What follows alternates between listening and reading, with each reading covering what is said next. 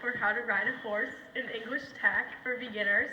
The intended audience of this project is beginner riders who already know how to tack up the horse and know all the proper names of the equipment to put on the horse. So what is English riding? English riding is just a form of riding with different types of equipment that is put on the horse. The saddles are here and they have a flatter seat part, and the bridles have nose bands on them. Before you begin horseback riding, you should know the potential dangers of this sport. Horseback riding can lead to serious injuries and, in extreme cases, death. It's impossible to predict the behavior of the horse because they are animals and at times they act out of fright or instinct. You could potentially fall off, get kicked, bitten, or stepped on, etc. And always make sure to wear your helmet when riding the horse and even when tacking up the horse. Now that your horse is tacked up and you're ready to ride, you should know a few don'ts before you go down. First, do not scream or make any loud noises around or on the horse because they are sensitive to loud noises. Second, don't wrap the reins around your hand, wrist, body, any body part, because if the horse is startled, it will pull through. So the correct way to hold the reins is firmly, but so they have the ability to slip out of your hand if the horse is to be startled or frightened. Finally, do not jerk the reins to get the horse to do something because you have to remember they have a metal bit in their mouth so they can be sensitive. First, mounting. You lead the horse from the left side and walk up to the mounting block. You then take the reins and put them over the horse's head and pull your stirrups down.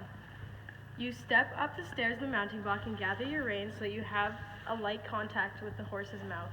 Then, very gently, put your left leg in the stirrup and swing your right leg over towards the back of the horse and place your right foot in the other stirrup.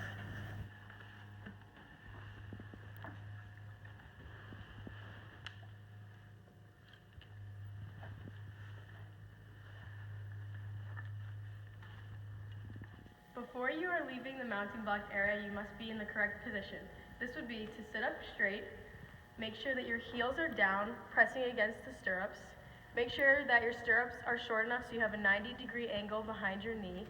Your thumb should be on top of the reins. Your eyes should be up and looking around the ring. Your elbows should be bent and next to your rib cage so that you're able to follow the horse's motion. And you should make sure that your whole body is in a straight line so that your back lines up with the back of your heel. Now that you are in the correct position and you want to get your horse to move forward, just make sure that you don't have heavy contact on the reins and squeeze your leg into the horse's side until you get a response, and it should just walk forward.